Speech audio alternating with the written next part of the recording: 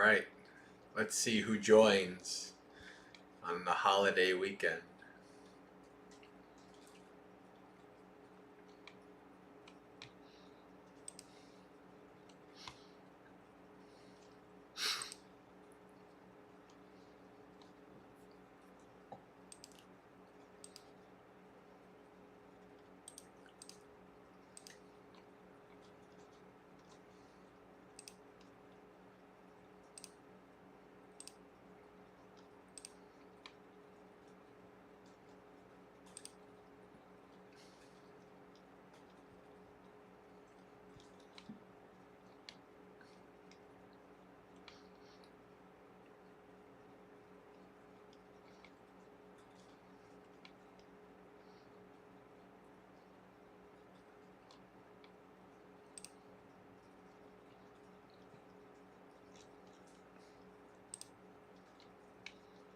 Hello, Douse.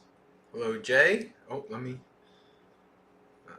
Camera, audio. You all can hear me? All good? Hello, Shay.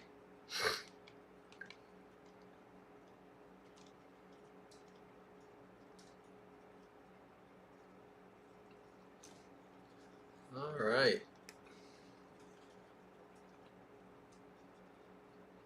Hello, Maria.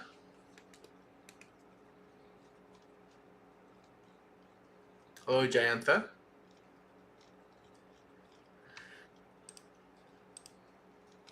Hello, Karuna.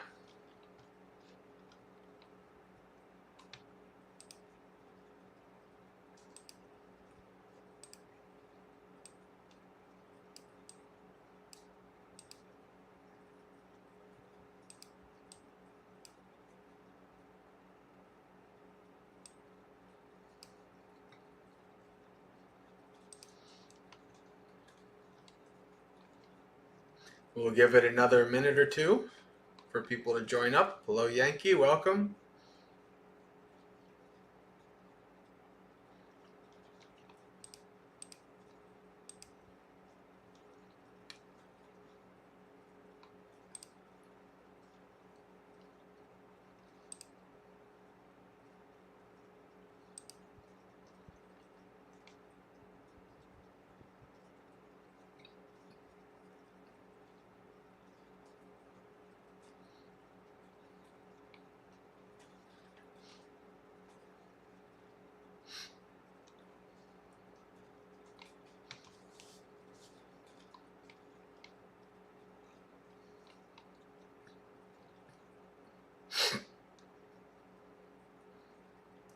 All right. Share screen.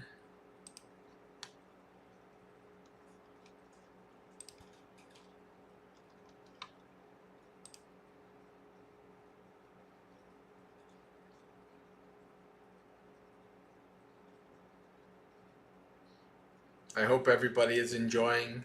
Is this weekend the official end of summer?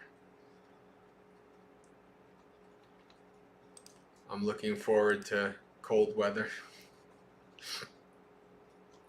When you're a monk, the the holidays and the special weekends and things like that kind of just roll past.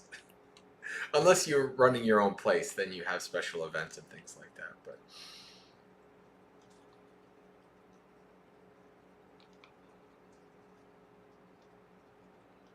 all right, let's get started.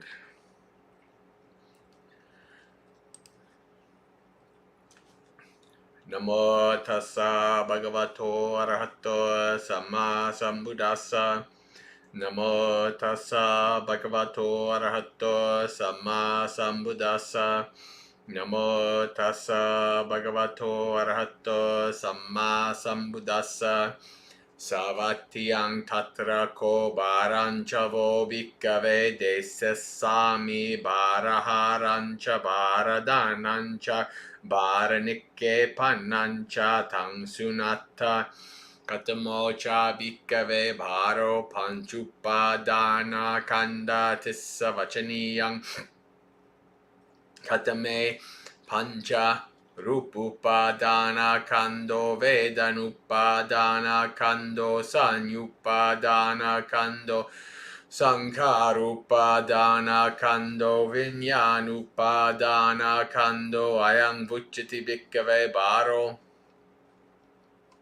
Katamocha Bhikkhave Baraharo Puggalo Tissa Vachaniyang Yavyayang ayasma evang namo evang goto ayang vuchati bhikkave baraharo katamancha bhikkave bharadanang yayang tanha ponubhavika nandiragasa hagata tatra tatra binandani seyatidang kamatanha bhavatanha vibhavatanha idang vuchati bhikkave Bharadanang Katamancha Bhikkave Bharanikke Panang Yo Tassayeva Tanhaya Asesa Viraga Nirodo Chaggo Patinissago Mutyanaliyo Idang Vuchati Bhikkave Bharanikke Pananti Idang avocha bhagava idang vatvana sugato atta parang etadavocha sattha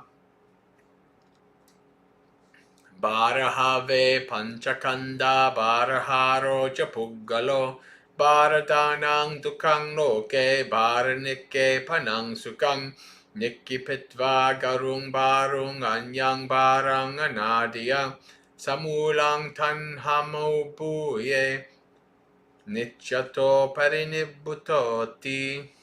Alright, English. The burden. At Savatthi. There the Blessed One said this, Bhikkhus, I will teach you the burden, the carrier of the burden, the taking up of the burden, and the laying down of the burden. Listen to that. And what, Bhikkhus, is the burden? It should be said the 5 aggregates subject to clinging. What 5? The form aggregate subject to clinging, the feeling aggregate subject to clinging, the perception aggregate subject to clinging, the volitional formations aggregate subject to clinging, the consciousness aggregate subject to clinging. This is called the burden. And what, Bhikkhus, is the carrier of the burden? It should be said this person, this venerable one of such a name and clan. This is called the carrier of the burden. And what, Bhikkhus, is the taking up of the burden? It is this craving that leads to renewed existence, accompanied by delight and lust, seeking delight here and there. That is, craving for sensual pleasures, craving for existence, craving for extermination. This is called the taking up of the burden. And what, Bhikkhus, is the laying down of the burden? It is the remainderless fading away and cessation of that same craving, the giving up and relinquishing of it, freedom from it, non-reliance on it. This is called the laying down of the burden. This is what the Blessed One said. Having said this, the Fortunate One, the teacher, further said this. The 5 aggregates are truly burdens. The burden carrier is the person. Taking up the burden is suffering in the world. Laying the burden down is blissful. Having laid the heavy burden down without taking up another burden, having drawn out craving with its root, one is free from hunger, fully quenched.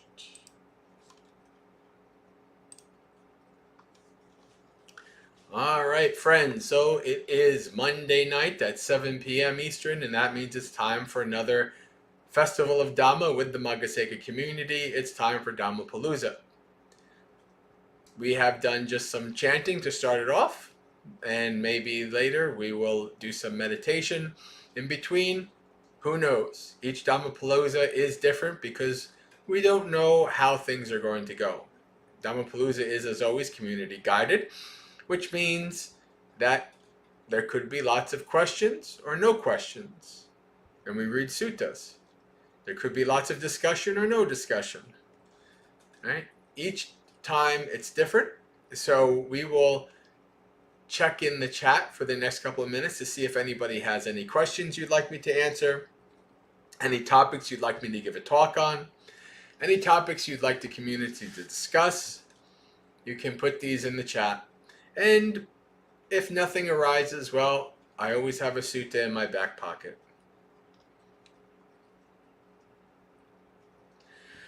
We just finished the Maggasekha Mindfulness of Death Zoom retreat this weekend.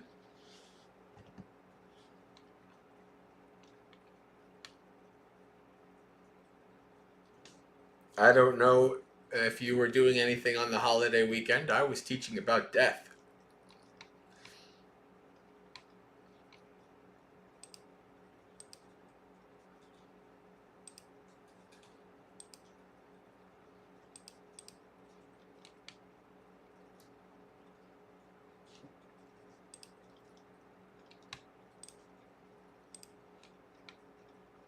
All right.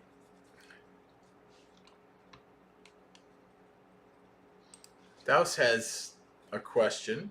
Regarding wholesome positive desires, are they wanted even at the higher end?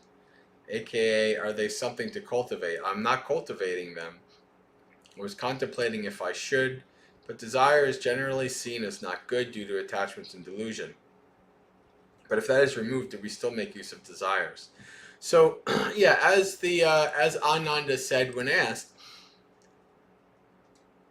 the only skillful desire is the desire that leads to the ending of all desire.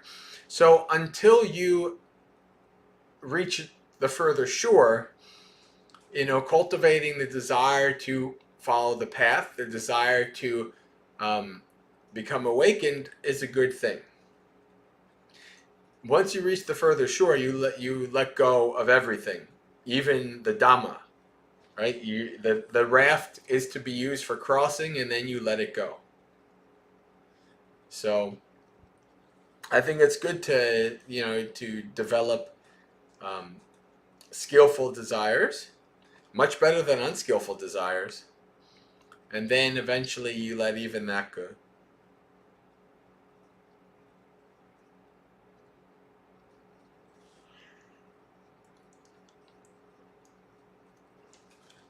Hello, Visaka, welcome. JRF, is it ever stated which of the three poisons is the most poisonous, or should all be treated at the same level? No, I don't think I don't recall a sutta that says one is worse than the other or anything like that.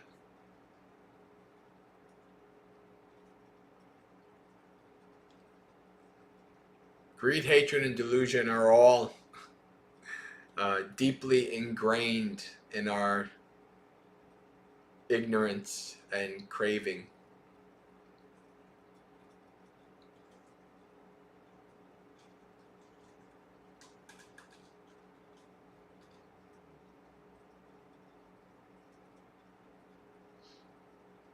The only where that anything that like that comes up is in the Visuddhimagga.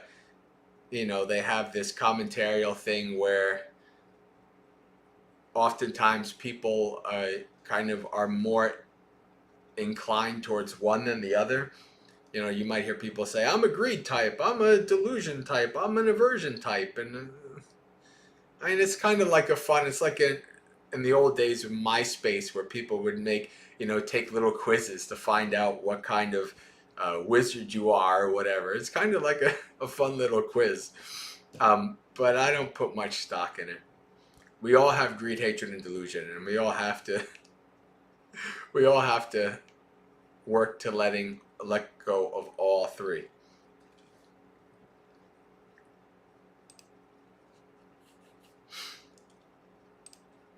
Well, I think it's an important thing to make sure that we understand that delusion does not equal ignorance. It is two separate Pali words. Delusion comes from our ignorance and our craving. You could say, and I think I actually did make a little, like a mind map of it, and I think I did put ignorance, craving, delusion, greed, and hatred. I think I did kind of put like greed and hatred coming from the delusion. Does it make sense? But it really all stems from ignorance. Ignorance of the reality of how things are. Because we are ignorant to the nature of reality, we don't live in line with reality, and we expect it to be other than it is, which causes us suffering.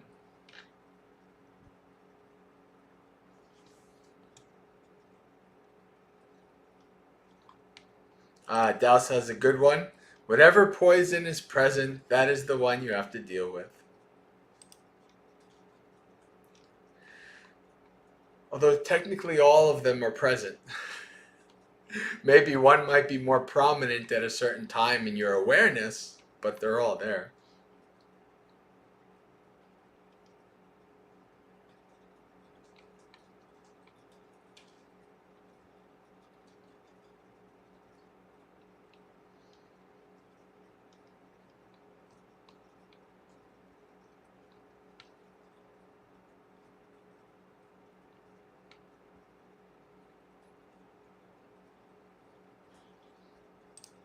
So, the restlessness in the final fetters is the restlessness to become awakened, right? Like that restlessness.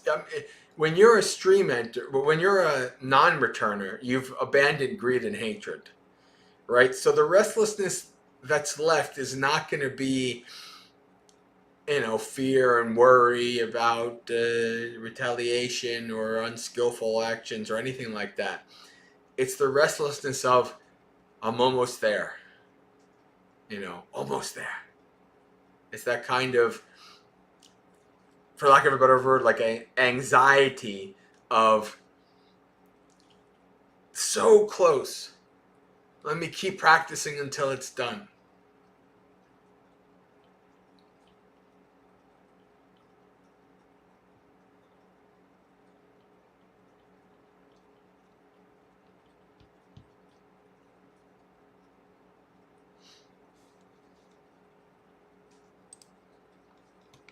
Well, the way I describe delusion is like trying to see the world through dirty glasses.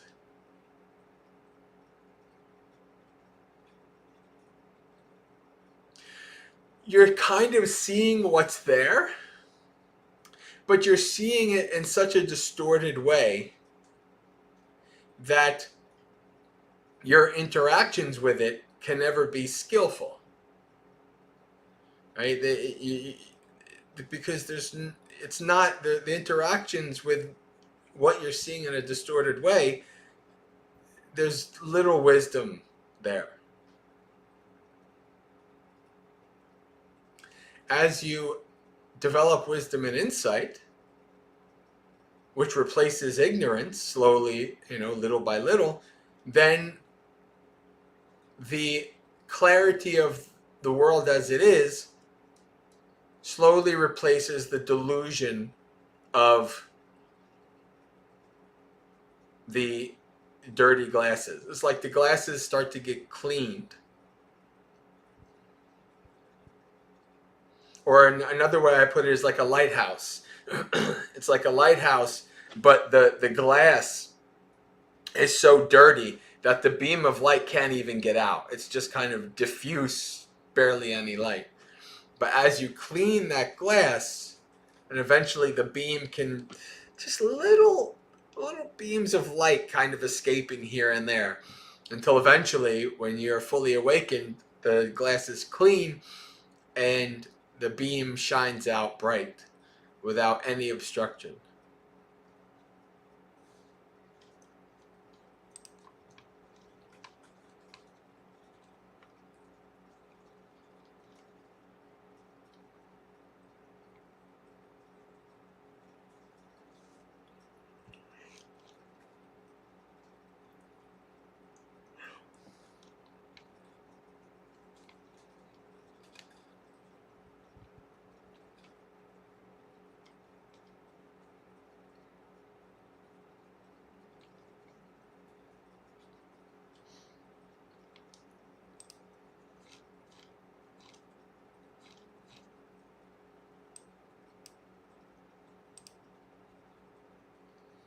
All right. Maybe we read a sutta.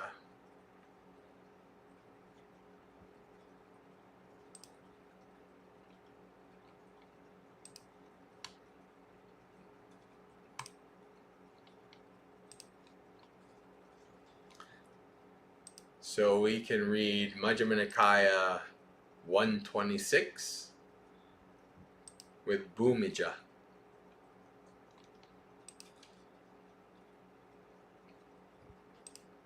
So I have heard, at one time the Buddha was staying near Rajagaha, in the bamboo grove, the squirrel's feeding ground. The Venerable Bhumija robed up in the morning and taking his bowl and robe went to the home of Prince Jayasena, where he sat on the seat spread out. Then Jayasena approached and exchanged greetings with him.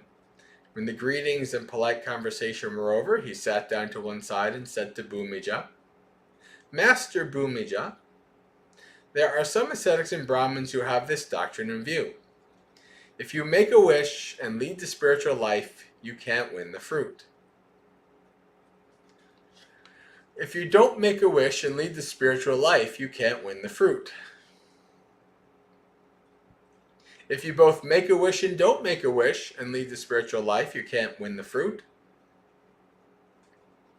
If you neither make a wish nor don't make a wish and lead the spiritual life, you can't win the fruit.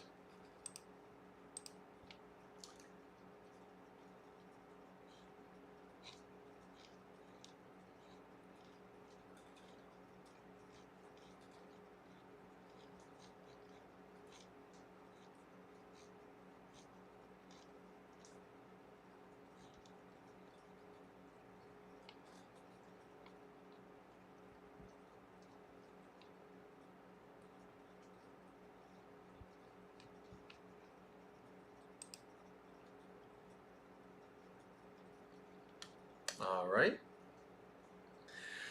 What does Master Bhumija's teaching say about this? How does he explain it? Prince, I haven't heard and learned this in the presence of the Buddha, but it's possible he may explain it like this.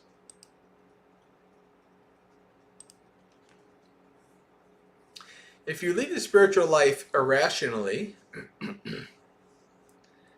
you can't win the fruit, regardless of whether you make a wish.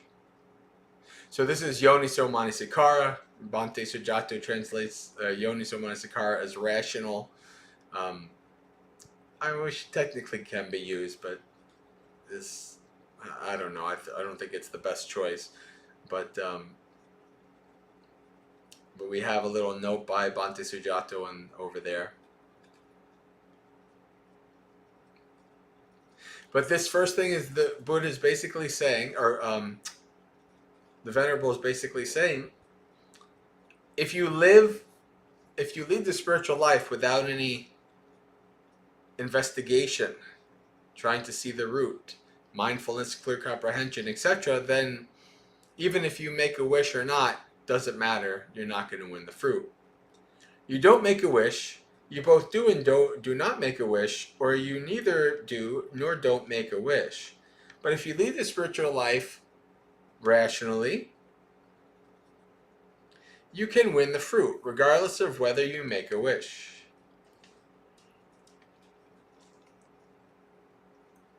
Regardless of whether you make a wish, don't make a wish, both do and do not make a wish, or neither do nor do not make a wish. I haven't heard and learned this in the presence of the Buddha, but it's possible he might explain it like that. If that's what your teacher says, Master Bhumija, he clearly stands head and shoulders above all the various other ascetics and Brahmins.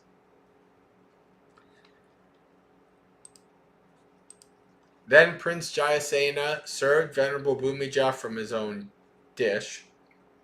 Then, after the meal, on his return from alms round, Bhumija went to the Buddha, bowed, sat down to one side, and told him all that happened, adding, answering this way, I trust that I repeated what the Buddha has said and didn't misrepresent him with an untruth.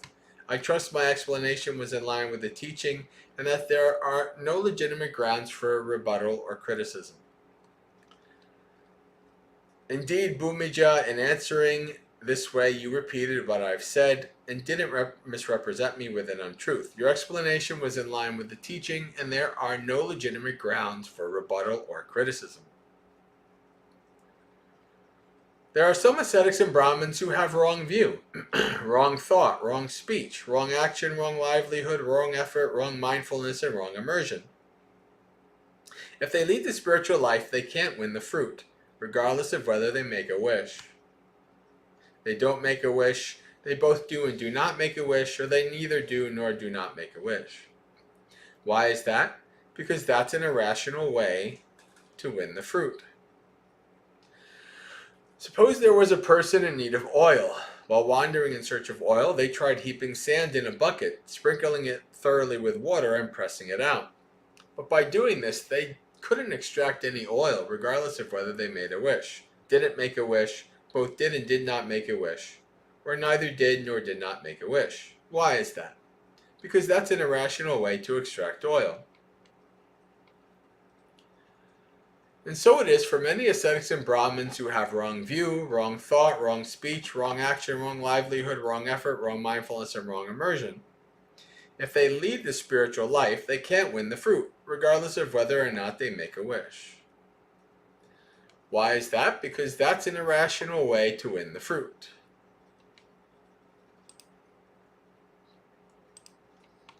Suppose there was a person in need of milk. While wandering in search of milk, they tried pulling the horn of a newly calved cow.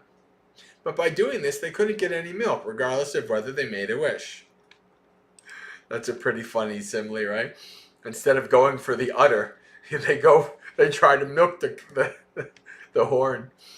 Yep, that would actually probably be irrational.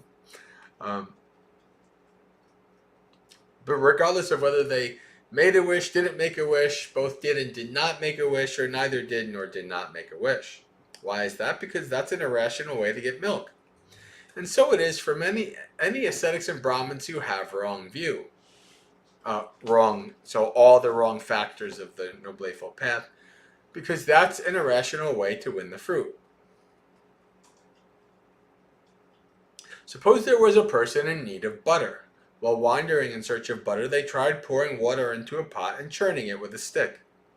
But by doing this, they couldn't produce any butter, regardless of whether they made a wish. Didn't make a wish, both did and did not make a wish, or neither did nor did not make a wish. Why is that? Because that's an irrational way to produce butter. And so it is for many ascetics and Brahmins who have wrong view, because that's an irrational way to win the fruit. Suppose there was a person in need of fire. While wandering in search of fire, they tried drilling a green sappy log with a drill stick. But by doing this, they couldn't start a fire, regardless of whether they made a wish, didn't make a wish, both did and did not make a wish, or neither did nor did not make a wish. Why is that? Because that's an irrational way to start a fire. And so it is for any ascetics and Brahmins who have wrong view, because that's an irrational way to win the fruit. There are some ascetics and Brahmins who have right view, right thought, right speech, right action, right livelihood, right effort, right mindfulness, and right immersion. If they lead the spiritual life, they can win the fruit regardless of whether they make a wish. They don't make a wish, they both do and do not make a wish, or they neither do nor do not make a wish.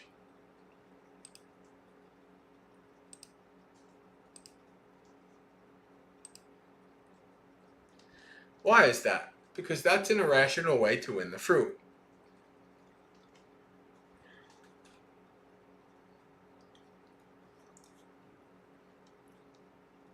Suppose there was a person in need of oil. While wandering in search of oil, they tried heaping sesame flour into a bucket, sprinkling it thoroughly with water, and pressing it out.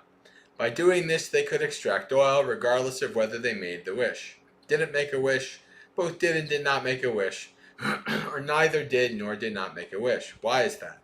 Because that's a rational way to extract oil. And so it is for any ascetic or Brahmins who have right view, or all the right factors, because that's a rational way to win the fruit. Suppose there was a person in need of milk. While wandering in search of milk, they tried pulling the udder of a newly calved cow. By doing this, they could get milk regardless of whether they made the wish. Didn't make a wish, both did and did not make a wish, or neither did nor did not make a wish. Why is that? Because that's a rational way to get milk. And so it is for any ascetics and Brahmins who have right view, because that's a rational way to win the fruit. Suppose there was a person in need of butter. While wandering in search of butter, they tried pouring curds into a pot, churning them with a stick. By doing this, they could produce butter, regardless of whether they made a wish. Didn't make a wish, both did and did not make a wish, or neither did nor did not make a wish. Why is that? Because that's a rational way to produce butter. And so it is for any ascetics and Brahmins who have right view, because that's the rational way to win the fruit. Suppose there was a person in need of fire. While wandering in search of fire, they tried drilling a dried up, withered log with a drill stick. By doing this, they could start a fire regardless of whether they made a wish.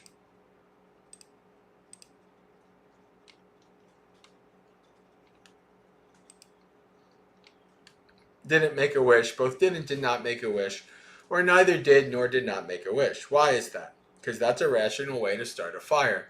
And so it is for any ascetics and Brahmins who have the right view through right concentration, because that's a rational way to win the fruit.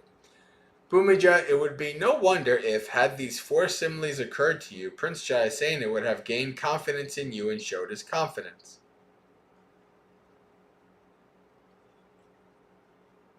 But sir, how could these four similes have occurred to me as they did to the Buddha, since they were neither supernaturally inspired nor learned before in the past? That is what the Buddha said. Satisfied, Venerable Bhumija approved of what the Buddha said.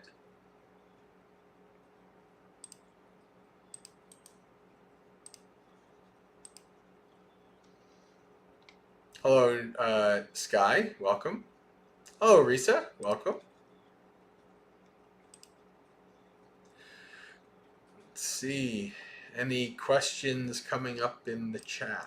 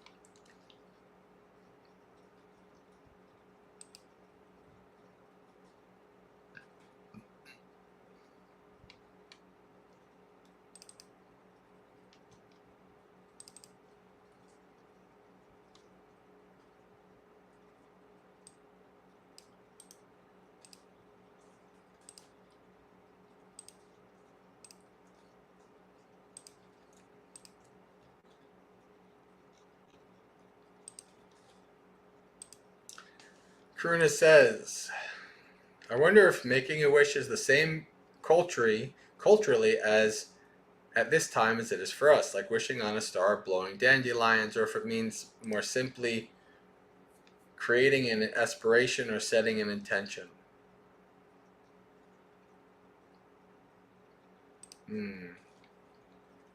Well, we'd have to look at the Pali word for that. But what we see in the suttas is, so for instance, in the Mahasatipatthana Sutta, in places where the Buddha is talking about things like old age, sickness, death, sorrow, lamentation, pain, grief, and despair, and they'll say something like, when it comes to not getting what one wants, and it'll say, to those subject to aging there comes the wish, oh, may I not grow old, may I not be subject to aging, but that is not to be had by wishing, and not getting what you wish for is suffering. Right, so this is a kind of important concept, because when we think about wishing, we kind of think of it like something to happen outside of the causes and conditions for it to arise. Like some kind of a miracle. We want something to just miraculously happen or appear, but that's not in line with dependent origination. Right? When this arises, that arises. When this ceases, that ceases. It is against dependent origination for things to just magically appear because we wish for it. If we want something to happen, we have to work for it. We have to set the groundwork for it. We have to make this arise so that arises.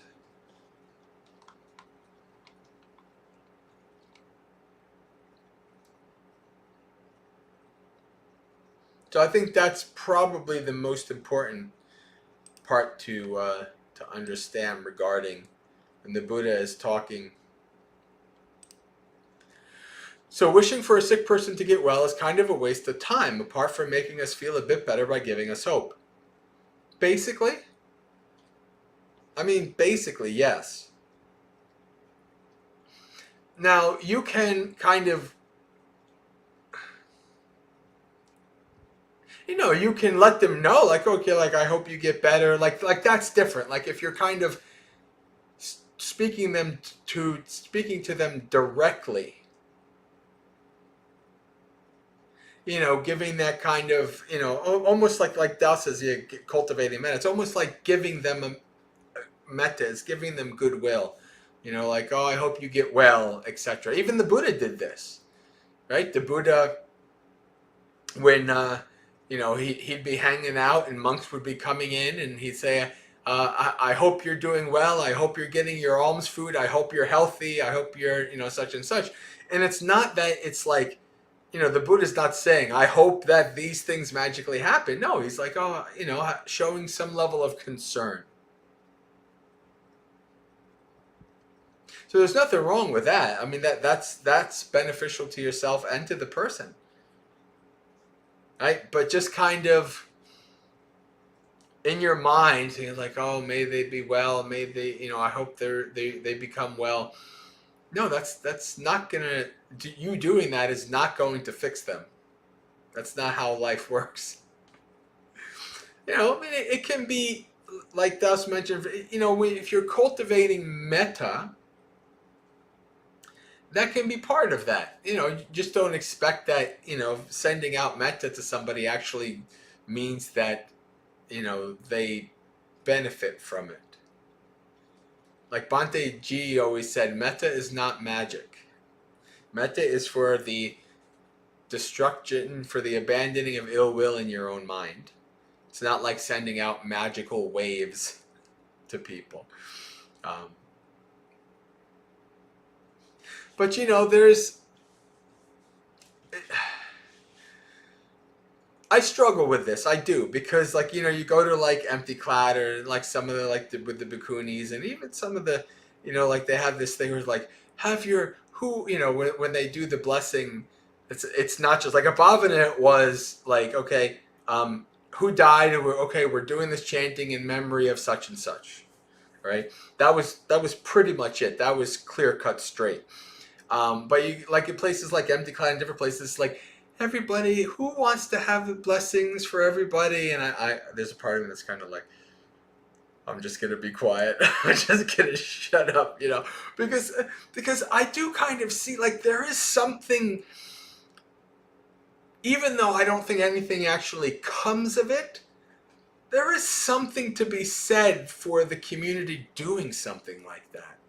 So I have mixed feelings about it. I don't know. There's just this kind of part of me that's just very like straightforward, rational kind of, I don't know. Even like by the sutta, by the suttas, because like, okay, the whole thing of, the whole thing of what do you call sharing merit and such is not really seen much in the suttas. You kind of see it in one sutta. That's about it. Where like a Brahmin comes and says, "Oh, hey, this is what we do. Does our sharing merit with the departed bring them any benefit? And the Buddha says, yes, in one place. If they're in the Peta realm, the ghost realm, heavenly, hungry ghost realm. So Buddha confirms that there is something to that. But I think it's been greatly expanded upon beyond that. So in my own mind, yes, I'm very like straightforward. I'm not going to be like, because if somebody says, could you give blessings for this person? And I'm like, I guess if you want me to. It's like, I'll say something. I don't know. I don't put in any stock in me doing some chanting is actually going to have any impact. Although you do have those suttas where, like Girimanthana Sutta, where you go to the person and you do some chanting and they get better. So, I don't know. I don't know. I think maybe that works in very specific cases. It's a complicated situation, and I just let people do what they do. And, even so, like,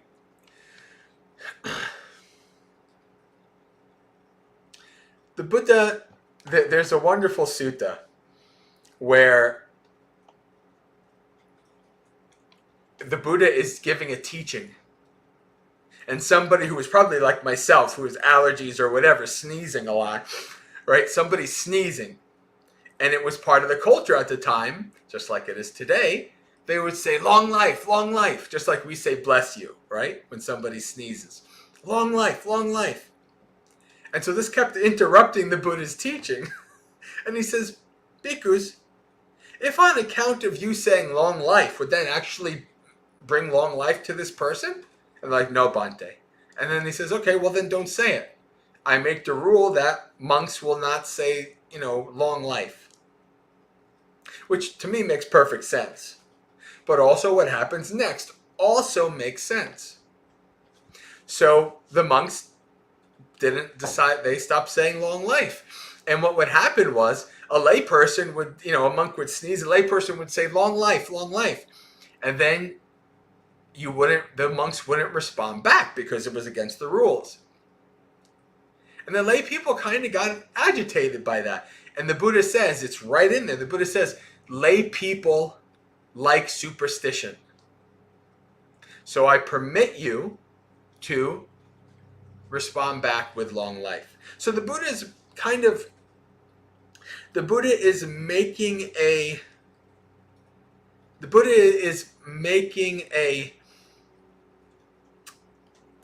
acceptance, even though he knows there's really nothing to it, because of the people, because of the culture, for their own, so that they don't get agitated by it. He's making an allowance. He's like, you can say long life.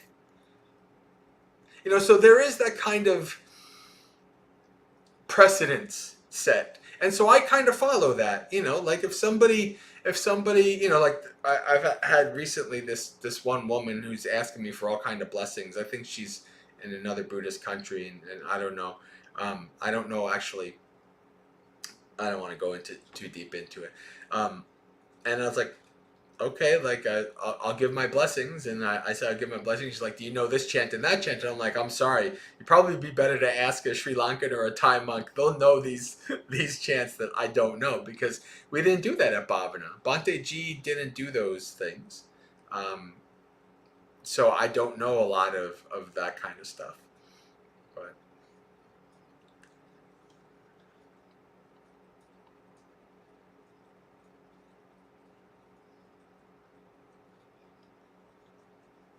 that's why I think it's strange that the Dalai Lama's followers keep wishing him a long life all the time. Well, they do that with Bhante Ji, and so you know what it is? It's the desire to keep the teacher around. That's what it is. It's not really about the Dalai Lama. It's about, I hope the Dalai Lama stays longer so I can learn more. That's really kind of the mindset. But maybe there might be some pure, like, oh, I hope he has a long, healthy life. But it's really about they want the teacher to be around as long as possible, just like with the Buddha.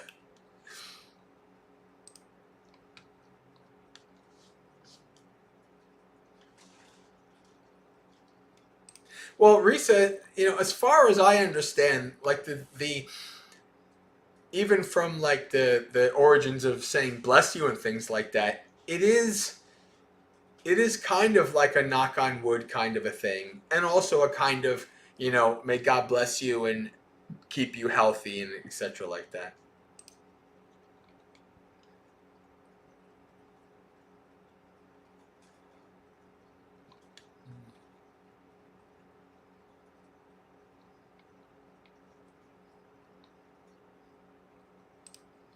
I don't recall this. I won't say that it's not there, but I'm not sure.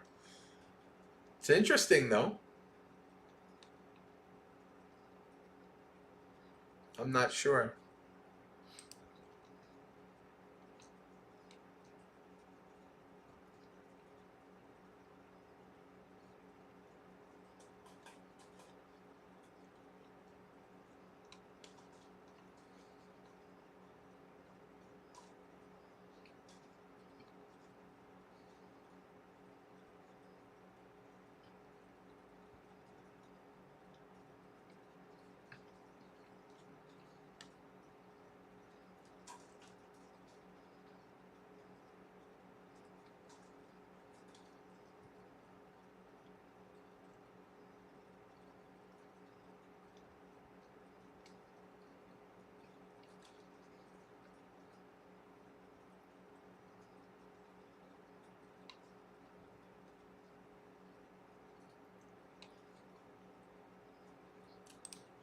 There's an interesting dynamic to this. There really is. This is something that I've contemplated even before, long before I was a Buddhist. When I was involved in politics and paying close attention to laws and things like that. When like there's a tragedy, say like a bunch of kids die, and in my old days, there's a motto that I loved very well. It said, "Dead kids make bad laws." And what that's pointing to is the phenomena of the tragedy of children dying, right? People really don't like that. And so they feel like there's something that should be done. The government has to do something, etc. And oftentimes what ends up happening is worse. It makes things a lot worse. But it's this kind of feeling like something has to be done. Somebody has to do something. Right? And if somebody says, "Well, what is there to be done?" It's, "Oh, that's so callous. Where's your compassion? Where's your such and such and such?" Right? It's an interesting human dynamic in that way. It's because people just, and I think a lot of it has to do with things like not accepting that people can die at any time, including young kids. That's the nature of reality. People don't like that. They think that something can be done. And, I'll give it, there's a small percentage possibility that probably something could be done. But mostly it's just out of emotion and the desire for the world to be different than they want it to than it is. That's really where it comes from, I think. It's an interesting thing to investigate and to contemplate.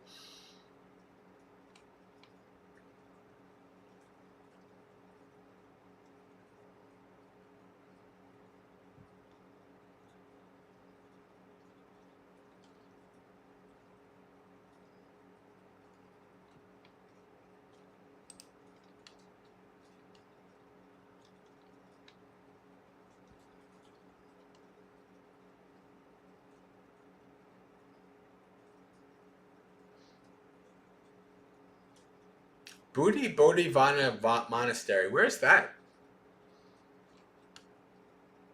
I've never heard of that monastery before.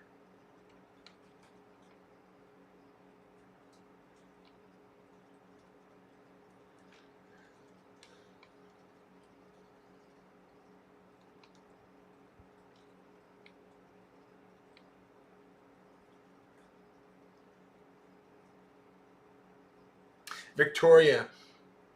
Victoria is where Melbourne is, right? Or no? Was I in Victoria? It's been a couple years since my Australia trip, and things are starting to fade away a little bit.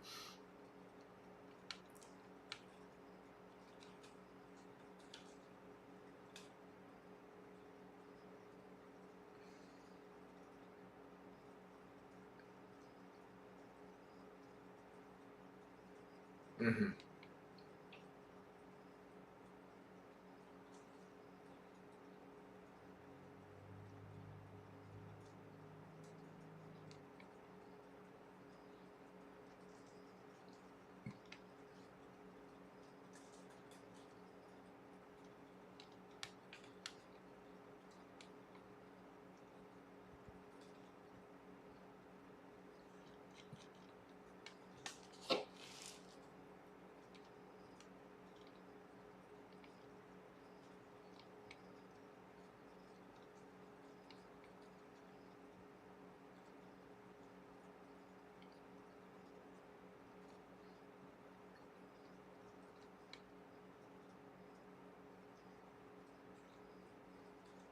Putting Donna into the merit machine.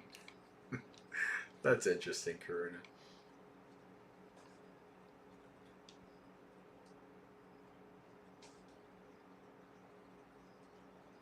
Well, most people who don't study the Vinaya don't understand that, like, 95% of the rules that the Buddha laid down were because the culture didn't like something that monks did. I mean, that's just really what happened. Like, the Buddha is set with the task of setting up a religion, a group of people, the Fourfold Assembly, who live in that culture in such a way that the teachings will take root and will grow.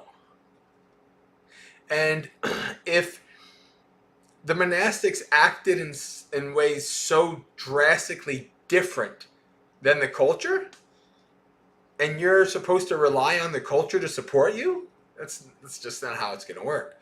So yeah, so most of the rules are related to the culture that the Buddha lived in.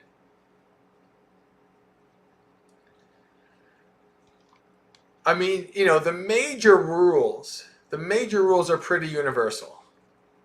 Like, monastics anywhere shouldn't be, having sexual intercourse. They shouldn't be killing, right? They shouldn't be stealing. They shouldn't be lying about their attainments. That's pretty universal. Doesn't matter what the culture is. That's a fairly universal thing. And even some of the Sanghadasesas, the lesser major rules, um, are pretty universal for a monastic. But then after that, you get into things like, you know, devas and trees and rules around things where you go like, that was kind of like the culture, and that doesn't really apply to today. Um, and so so there's lots of interesting things about that in the monastic rules.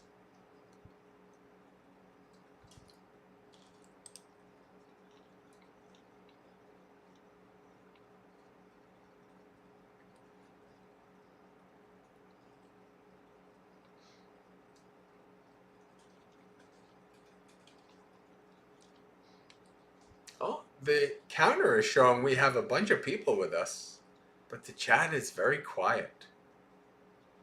I think that's been a thing for a while now, actually. For a couple months at least, maybe even a bit longer, 6 months, the chat's been pretty quiet. Most people, I think, are just like chilling, waiting for other people to say things or for me to read a sutta or something.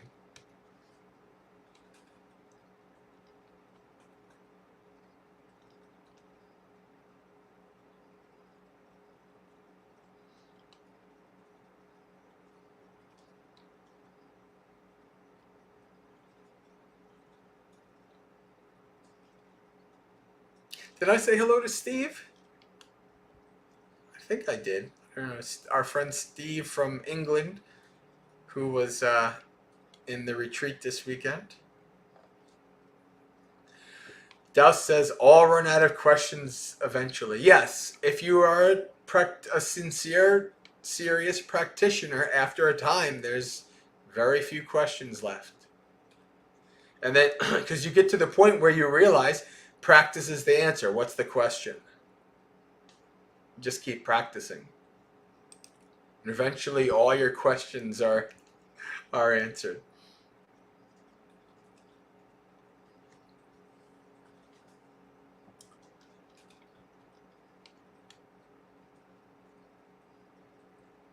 Karuna has become enraptured into the Sangha Desaces. So, yeah, if you really enjoy reading the monastic rules, you can do it for years and years and years and years. You know, and you understand the nuances a little more each time. It's quite interesting stuff, at least for me.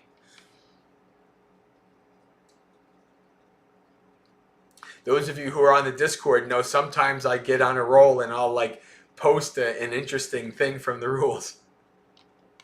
You know, like the old, you're not allowed to use a human skull for a bowl and all those kind of fun things.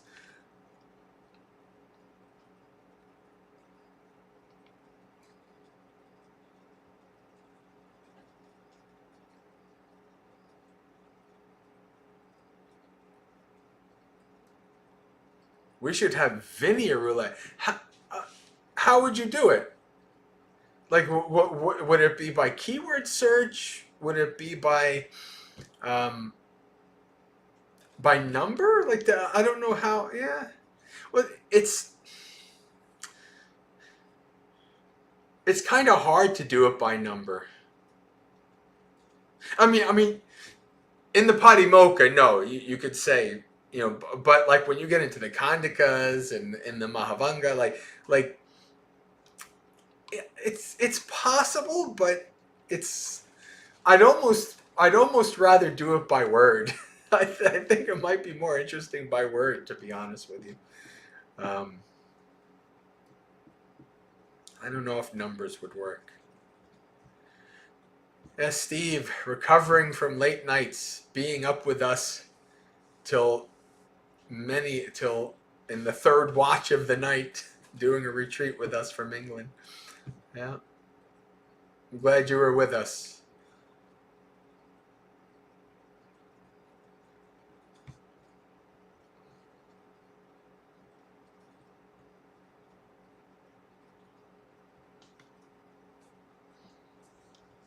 Hello, Rupa.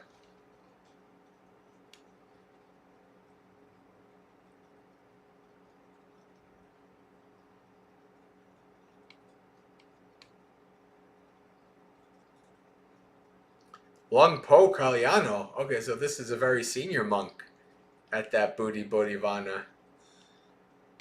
Yeah, I don't know that monk. I don't think I do. I very much remember fondly the senior monk at Newberry Monastery.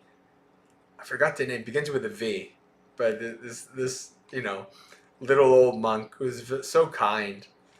He gave me the thick monk jacket that I still wear to this day during the winter months.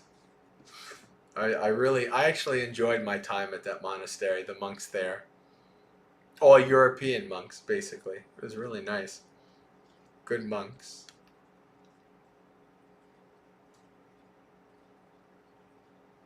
It was one of the only monasteries I've ever been to where I was literally the most junior monks, because there was only a few monks and they were all Ajahns. They were all 10 plus Vasa.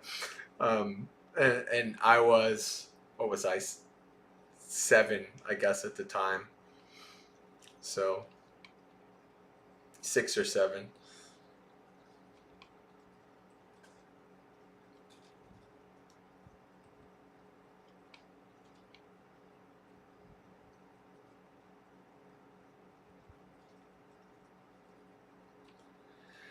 Oh.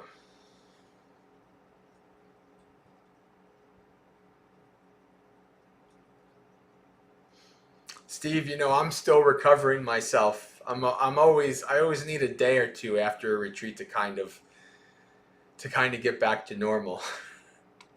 It does take a lot out of me. I think I we have so many people. I was gonna actually end early tonight, but maybe maybe we'll go a little bit longer.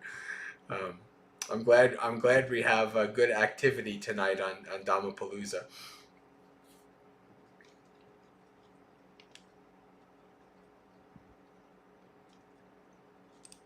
Bante, how to get the joy of practicing back? I've been trying to get back into my practice, and it keeps feeling like a chore.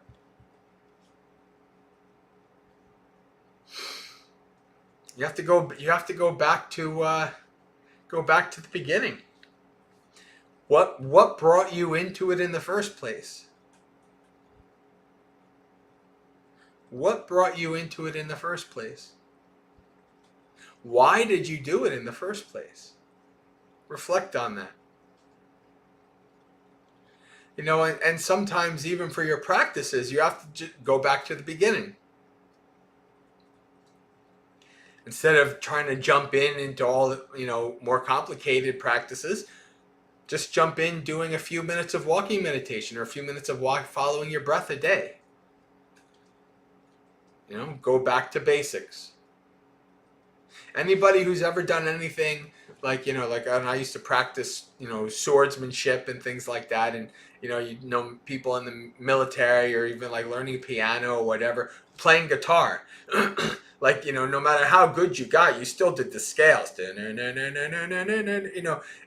piano. So like just because you become more advanced doesn't mean you forget the basics or you stop doing the basics. The basics, you master the basics, and they're always that kind of core there. So reflect on what brought you there in the first place, what got you to practice in the first place. Start slowly doing those very basic practices. Maybe it's like you're like a child again, right? You're reborn again, and you got to start a little bit from the beginning. That's fine.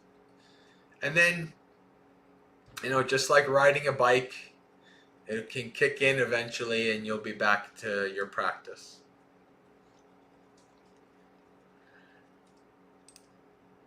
What does it take for you to become an Ajahn? Be some kind of a teacher. A grade school teacher, high school teacher, monastic teacher. That's really what Ajahn means. It just means teacher. In the Ajahn Chah tradition, it's kind of a tradition that when you become 10 Vasa, you're officially an Ajahn. So like in 2 years, I could, if I go to a Thai forest place, they'll call me Ajahn. You don't use that word outside of, that's a Thai word, so you don't use it outside of, like Sri Lankans don't call each other Ajahn, right? Like we just pretty much stick to Bante. So like when you meet a lot of the Ajahns, what will happen is if you're 10 Vasa or higher, if you're a senior monastic, then you're an Ajahn. Now, in practice, just like people called me Bante even when I was just a Samanera, people call monks, when I stay at like Abhayagiri, like some of the Thai people will call me Ajahn. Right? So it's in practice, like they'll just call anybody who's a monk Ajahn. But officially, Ajahn is kind of reserved for people who are senior monastics in most traditions, or at least in the Thai forest tradition, as far as I'm aware.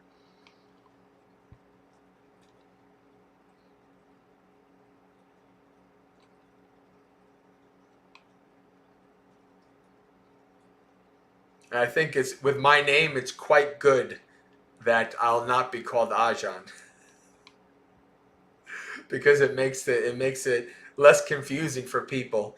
People sometimes already confuse me with Ajahn Jayasaro. So at least if I'm not Ajahn, then it's an easier split. Bante Jayasara, Ajahn Jayasaro. And of course also like 40 some odd years in between as well. But still sometimes people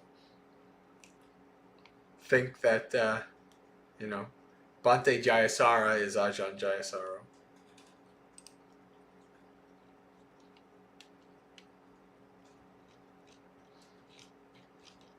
All right. Well, I'll give it another minute or see if anything else pops in the chat, and I think then I'll probably call it a night. I hope all of you make it again next Monday, where I'm, more energetic, not off a retreat, and we can go the full time.